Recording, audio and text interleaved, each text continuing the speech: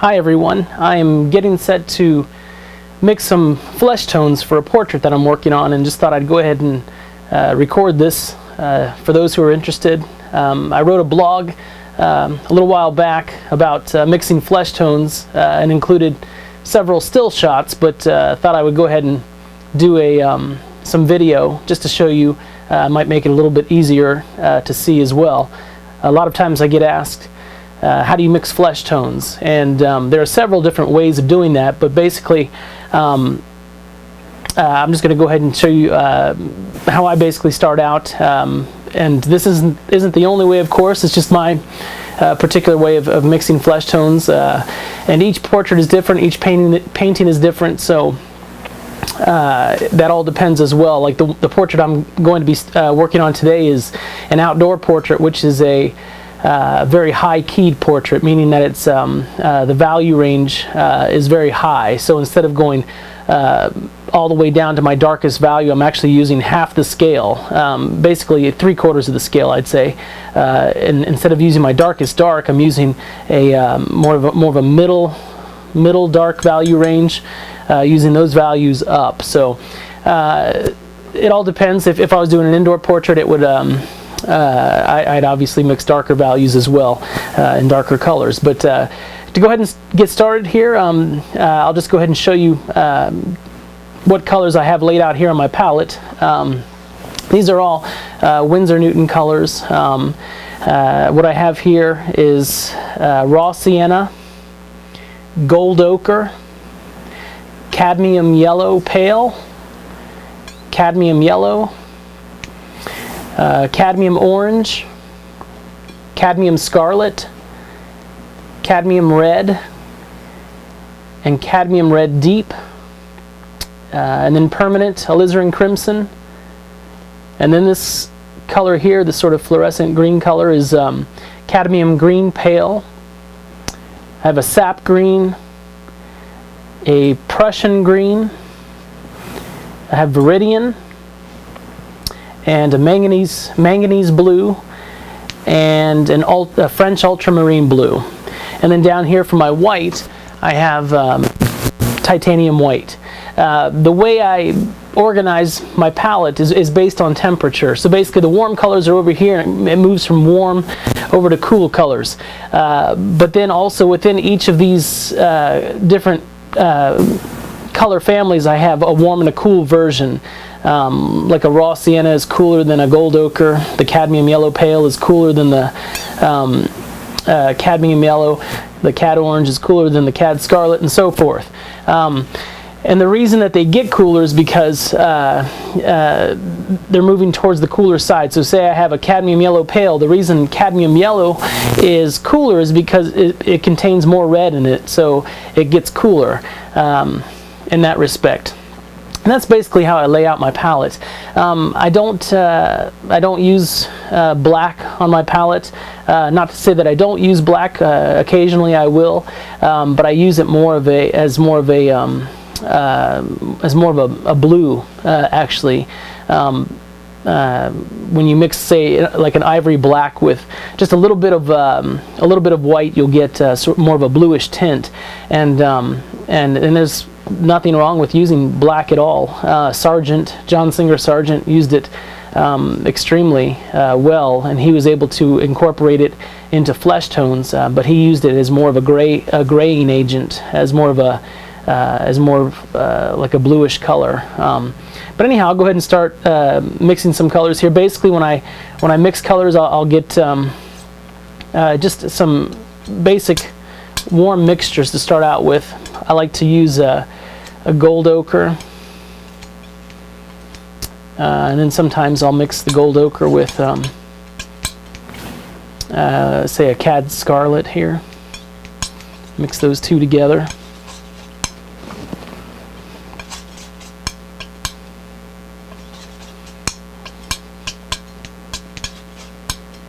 Add some white to that.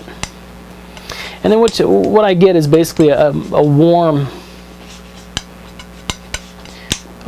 color to start out with, which is fine. because later on I can add which I'll show you. I can add the cooler colors into it, particularly the complements.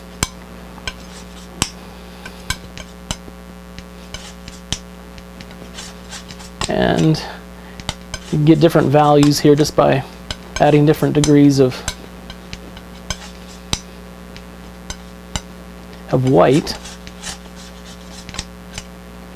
It's interesting to note, though, is the more white you add to a color, the cooler it actually makes that color.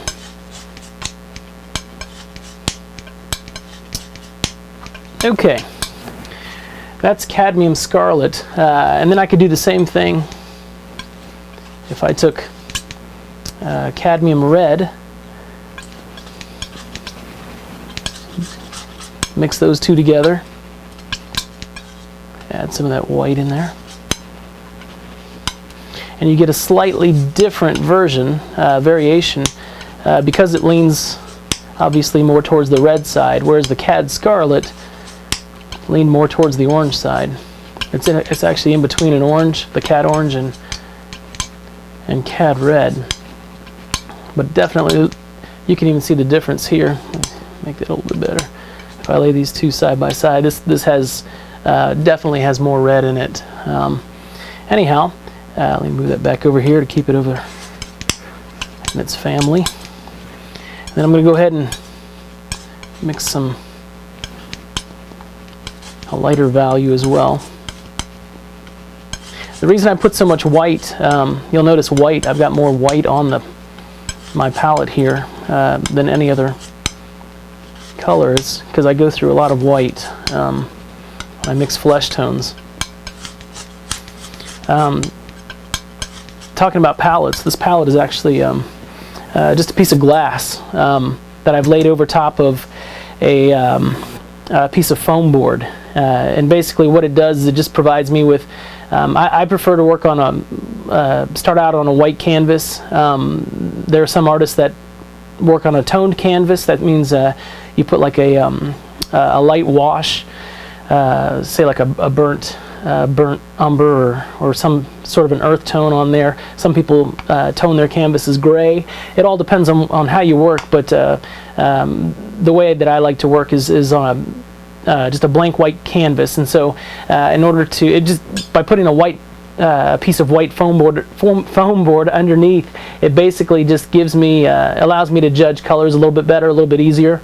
And I've done this for so many years that I'm just used to working on a white palette. Joe Bowler, the artist that from Hilton Head, South Carolina, fantastic portrait painter. He got me started using this palette when I was actually in college, and I've been doing that ever since. And actually, this whole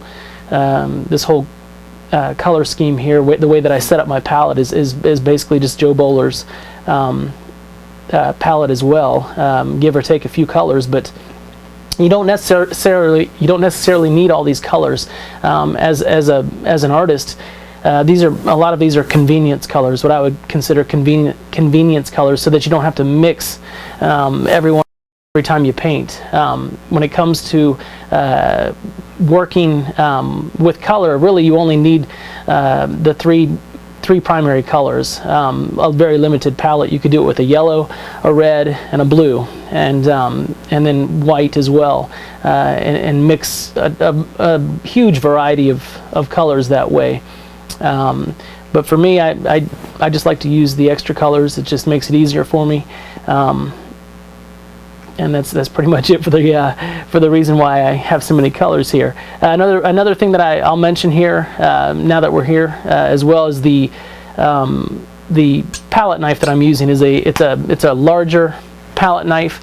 It has a trowel shaped handle, which makes it easier. There are some that just come with a straight handle, but when you try to mix paint, you end up with a big glop of paint sort of near the handle, and it doesn't make a whole lot of sense to me. So I like the trowel handle, and that's it's a good size for mixing a lot of paint.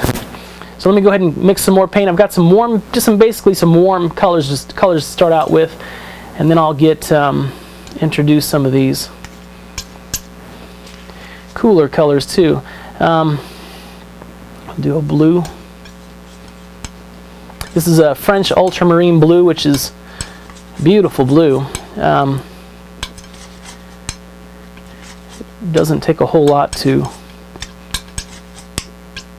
change the color when you use that French ultramarine. Let's go with the darker value here. When I talk about value, I won't go into detail about that now, but value is basically different degrees of light and dark that are measured on a scale from black to white. So every color has a value that's automatically assigned to it, whether we realize it or not. As an artist, it's pretty important, very important, I would say, to realize that. That way you can know how to work with color more effectively, because value sets the scale on which color performs. In other words, color can't survive without value. Every one of these colors that I'm mixing has a value, whether it's a lighter value, a darker value, but it's going to fall somewhere on a value scale from black to white, somewhere in there. The reason I use the black and white scale is just for the fact that it's easier to measure. Sometimes color can trick you, especially in the red range. A lot of times judging values, I notice that for myself, reds tend to play a trick on the eye sometimes. Sometimes you'll think they're lighter than they actually are, but if you take a photo with like a black and white photo, or convert your photo to black and white, you'll notice that you'll get the true value relationships. And a lot of times that's what I'll actually do when I'm working on a portrait. If I come across an area that's I'm sort of having a difficult time determining whether the value is too light or too dark, because a lot of times I'm working in very subtle skin tones, very subtle values. I'll take a picture and then convert it to black and white on the computer or on the camera, and take a look at it just to see what the actual value is compared to the other values in the painting. Anyhow, back to my demonstration here. I go on rabbit trails quite often. Also, to let you know, my children just got home from school not too long ago, so they may barge in, and if so, you'll know the reasoning behind it, but hopefully they won't. Okay, so I've mixed some French ultramarine. Now what I want to do is I want to mix some a little bit of that Viridian as well.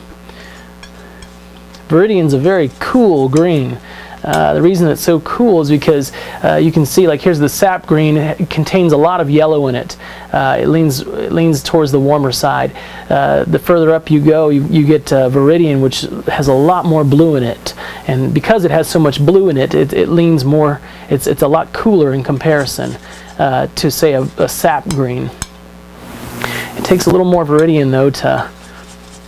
It doesn't have the same tinting strength as French ultramarine. When I say tinting strength, I'm talking about the ability to change, the ability to tint a color very quickly, meaning it takes more paint, more Viridian to actually get the same value when you mix it to white than it would, say, if you mix the French ultramarine blue with white. Okay, now pull in a little more of this white over here. What I'm doing is I'm just getting when I start out, I like to get a bunch of different values, of warm and cool colors, just so that it makes it easier. It's less time consuming later on. It takes a little time at the beginning, but I actually save time later on because I don't have to go back and mix all these things. I can just start dipping into each one of them.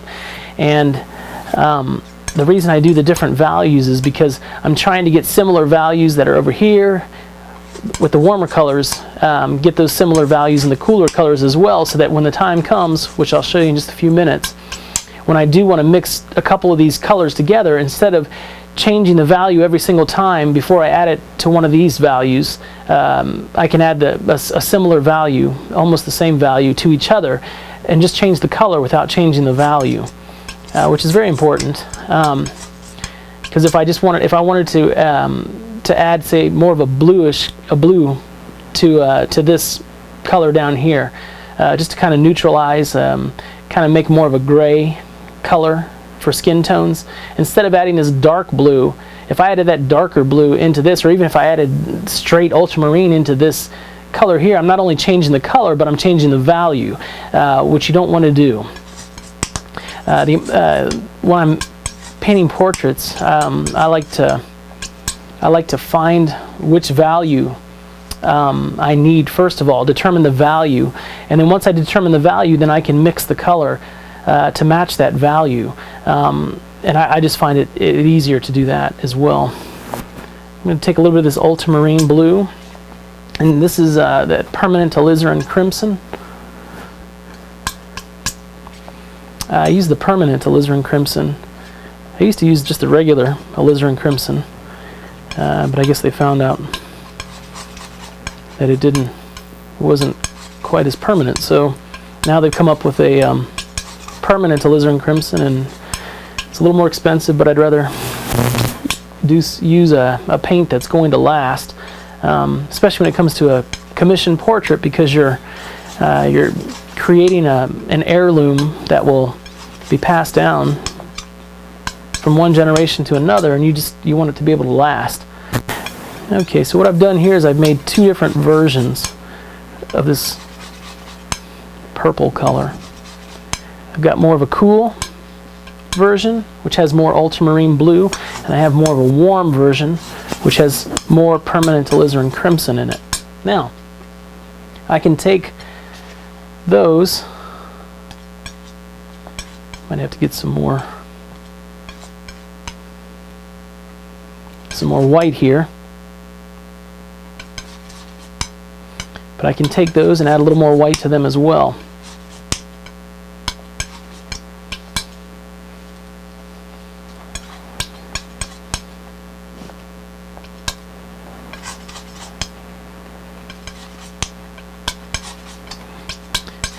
Color is a very intuitive thing.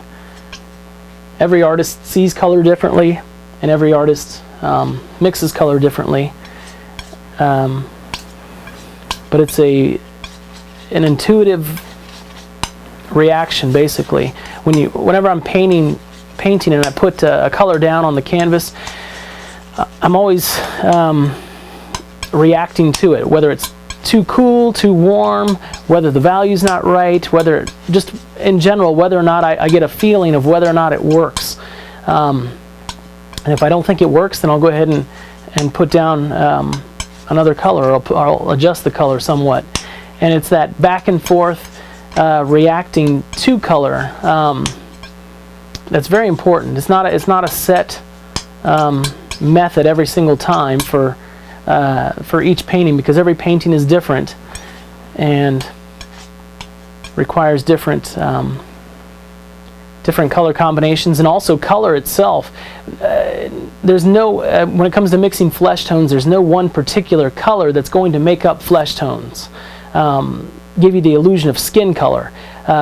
When it comes to color, one of the keys, I guess, to painting flesh tones would be the combination of colors, how you mix warm and cool colors together, and how you get what I call grays, which are different mixtures of complementary colors in different degrees, which I'll show you here in a minute. But you can't just have something like this color for flesh tones, because this is just way too warm, and you can't have something that's too cool, or else if all the flesh tones are too cool, then it tends to look lifeless and doesn't have any life in it. So you have to strike a balance between the two. So a lot of times when I'm painting a portrait, in the end, I'm actually at the end game of a portrait is really somewhat difficult. Well, more than somewhat difficult. I'd say that's probably one of the most difficult parts of the portrait, different stages. That would be one of the most difficult stages for me, because it's at that last stage that I'm trying to balance that color, that trying to get enough warm and enough cool and enough grays in there to balance each other out, so that it gives the illusion of life inside that skin. Just like when we actually see flesh tones in real life. There's a mixture of warm and cool colors. When I talk about grays happen when the form churns. So say you have a light coming down on a subject, and as it goes around, when it goes around, that part from light, where the light meets the shadow, in between there, that's usually when grays occur.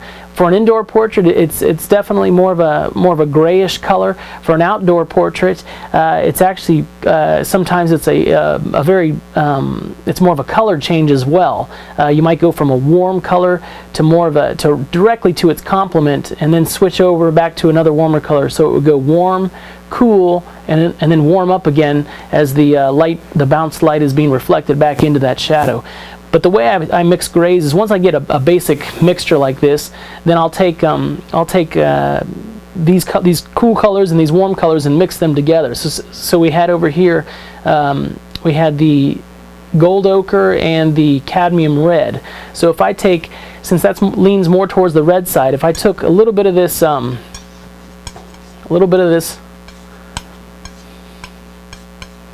Viridian and I mix that together, I'm going to get something that it ends up what I call graying down.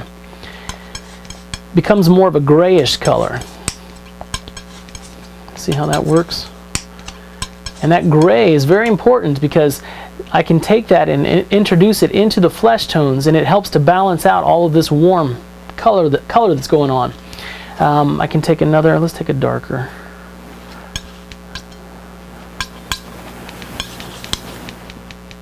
You can get all sorts of variations, and it also depends on the value. Like I said earlier, the value is extremely important. So I try to determine the value very quickly at the beginning. Now I can take this more of the ultramarine blue and mix it into this cad scarlet and gold ochre mixture, because the cad scarlet leans more towards the orange side. So if I took this and mixed it in here, I'll get a different gray.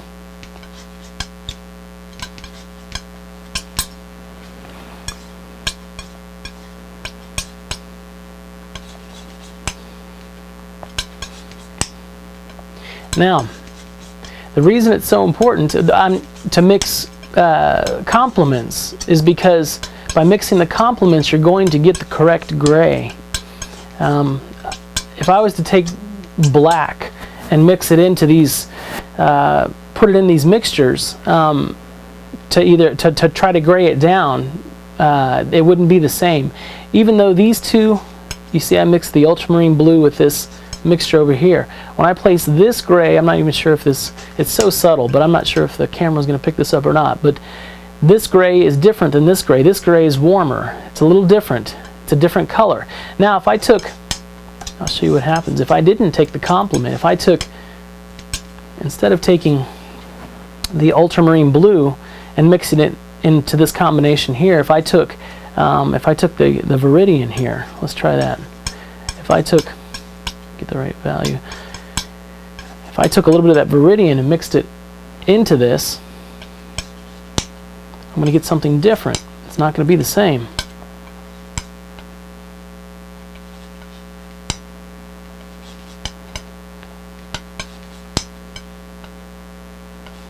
Try to warm it up there, but see, it's different.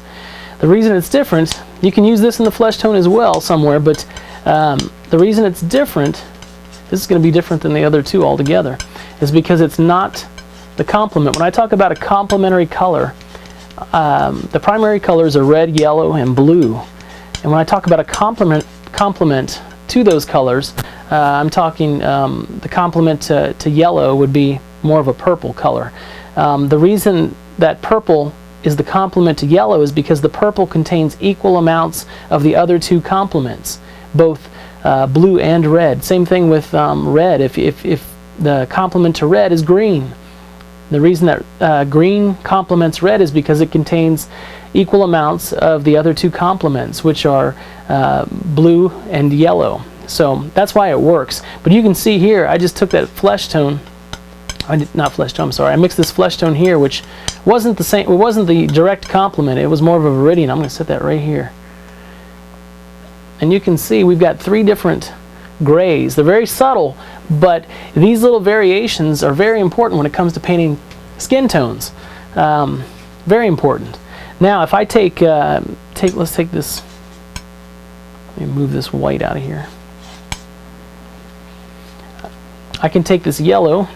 This is a warmer yellow, so the complement to a warmer yellow is going to be a cooler purple. So let me see. I'm going to take this purple here and mix these guys together.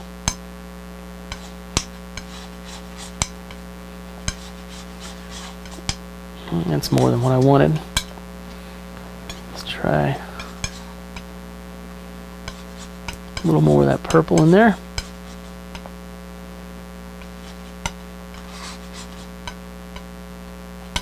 And as I mix these two together, I'm going to get a different gray.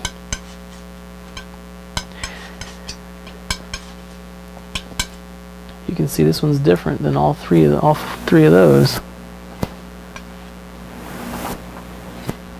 So we've got different grays here, which happen.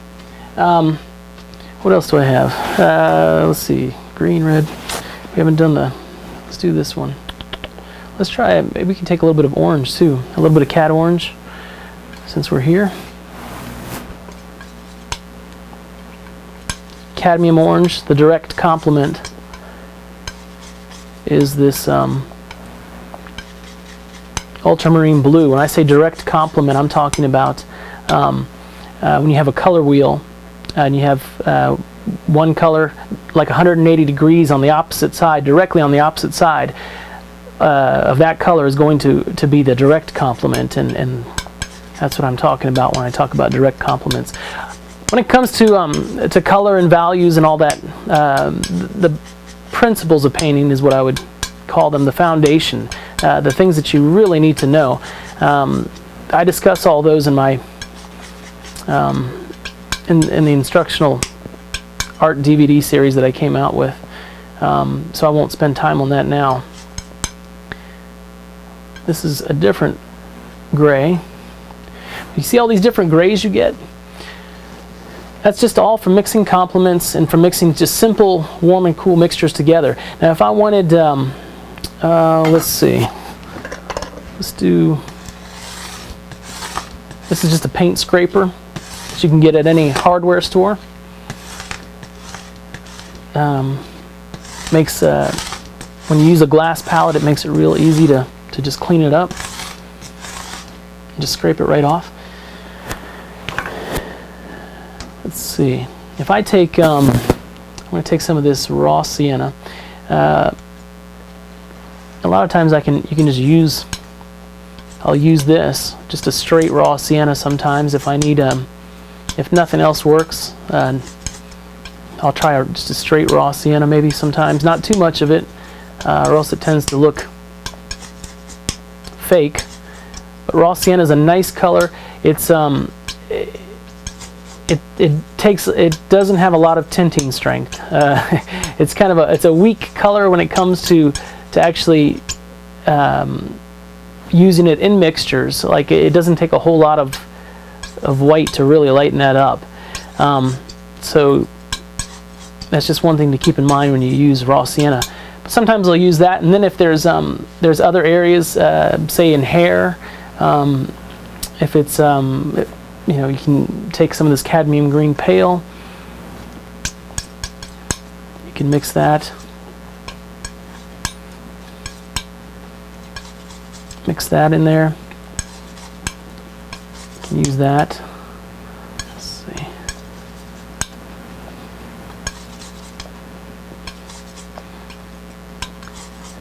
Use that for in blonde hair.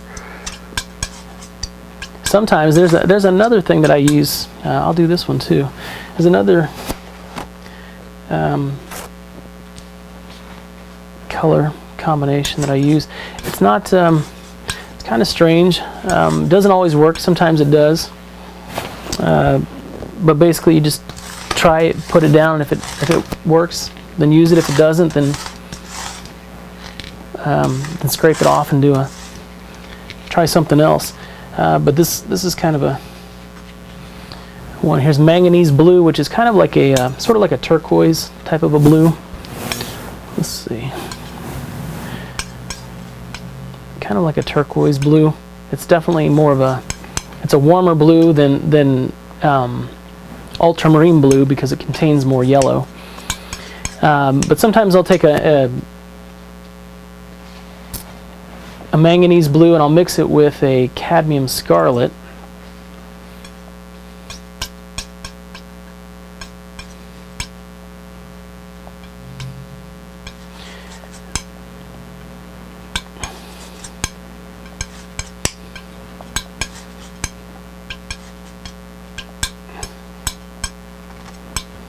And then after I mix it with the Cad Scarlet, I'll take a little bit of that raw sienna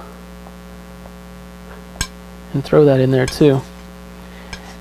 And sometimes that works good for maybe a shadow area.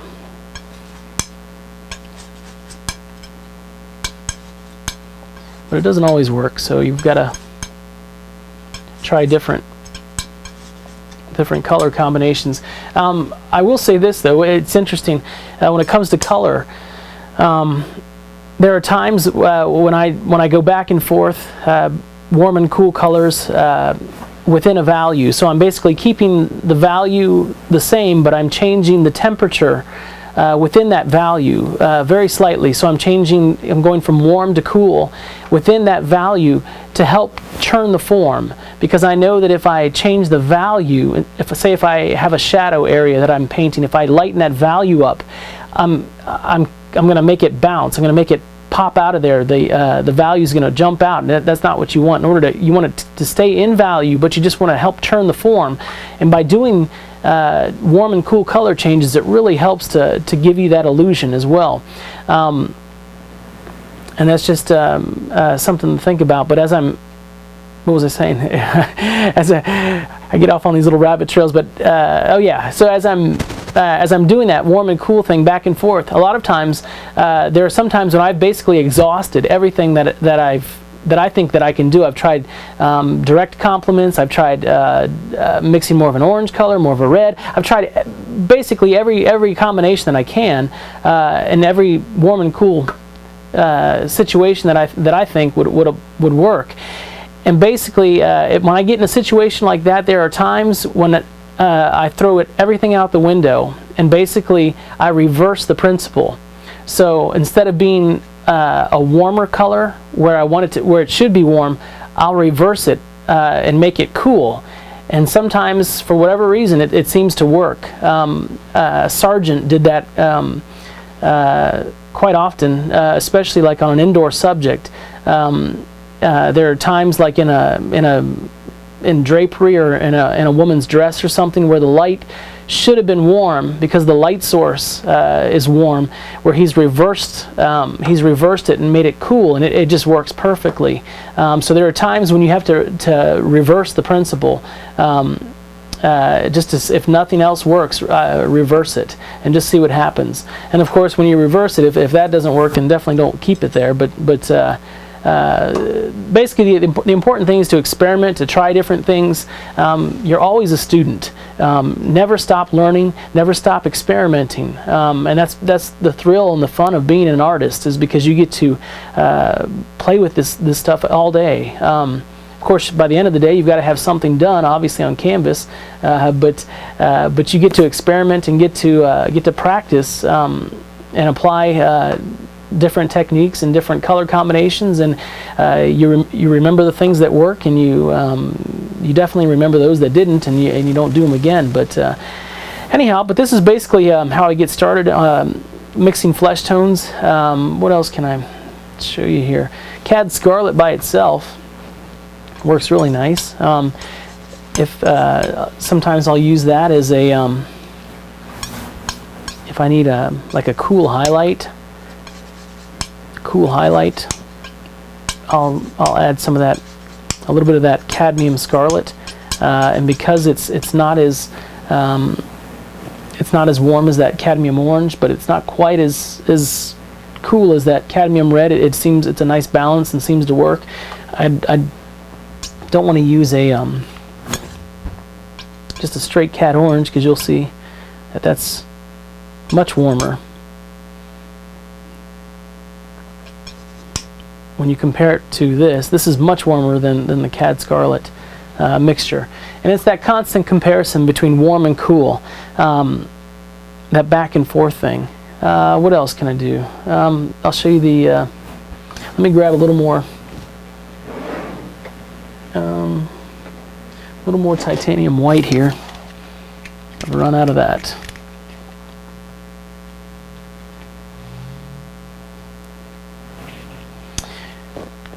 And then I'll mix let's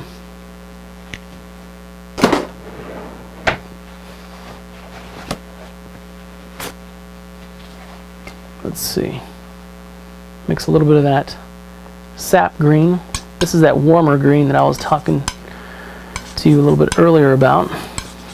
Sap green is a much warmer green. You can see when you compare those, sap green and the Viridian. It's more of a yellowish green. So the complement of a yellowish green would be more of a purplish red. So something in here. If I mix those two together, I'm going to get a different gray.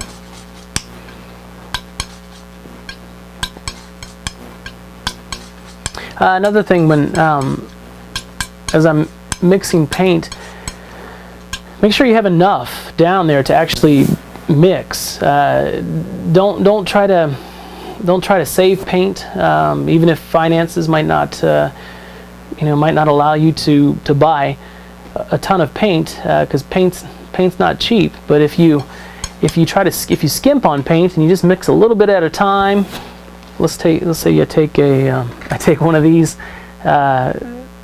little palette knives here, and all I do is I mix little things like this. Thing is, you're not going to get enough paint down, first of all, because as soon as you dip into that paint's going to be gone in one or two strokes. So you're going to have to mix more, and by mixing more, you should it's easier just to mix a bigger pile of paint. That way you don't have to go back and constantly remix the same value, the same color. It just saves you time in the end. This is a different gray. So I can put that there.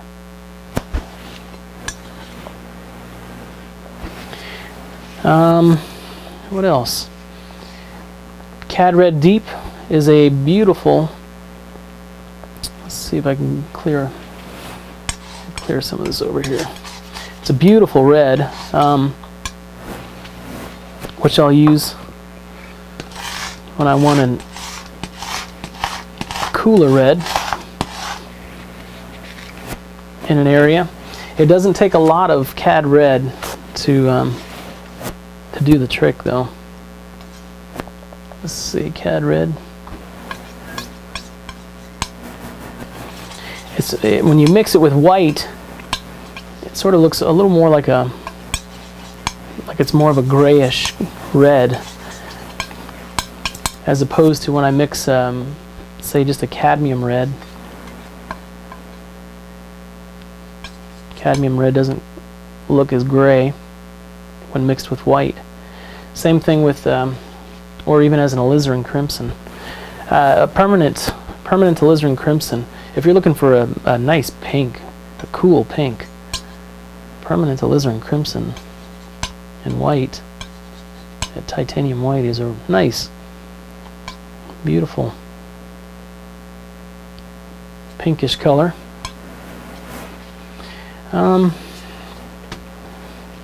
What else? Prussian, I should mention this last one here before I run out of space on my palette. Prussian green. Where am I going to put that? Let's do this.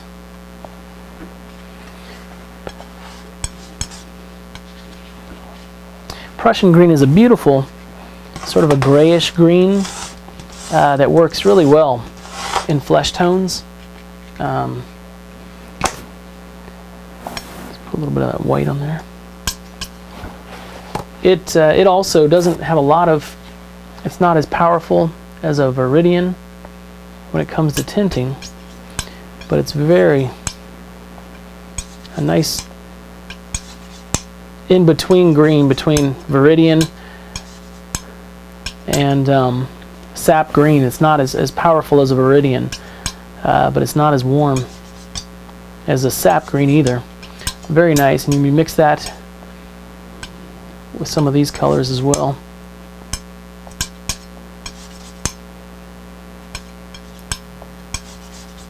You get some nice results. Anyhow, so this is basically what I would do. I wouldn't take this much time at the beginning, but this is basically what I would do before I start a portrait or before I start painting on a portrait, just to get some different colors laid out, so that way when I want to go into painting, I can just take a brush and I can do mixtures. If I need something, I can just dip into it if I need to gray it down. I mean, there's just all sorts of beautiful color variations that you can get just by using warm and cool complements and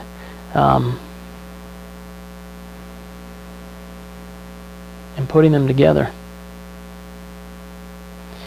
Anyhow, I hope this has helped to explain a little bit better how I go about starting out mixing flesh tones. And this isn't the only way to mix flesh tones, and these aren't the only colors that you can get. Obviously, you can get hundreds of colors in different variations just by doing this all day long.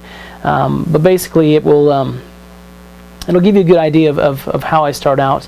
And I've also found, mention this too, the reason I start out warmer, I'll start out with a warmer color and then add the cooler colors into it, because it's much easier to gray a color down than it is to try to get color back into that gray. So, for instance, you saw how easy it was for me to gray this color down by adding a cooler color. I can gray that down pretty easily, but if I gray it down too much, say I gray it down too much, and then all of a sudden I realize, oh no, I need to make that warmer, so I need to obviously get that reddish color back in there again. So let me go ahead and get the value right first. Then we got to add some of that back in there.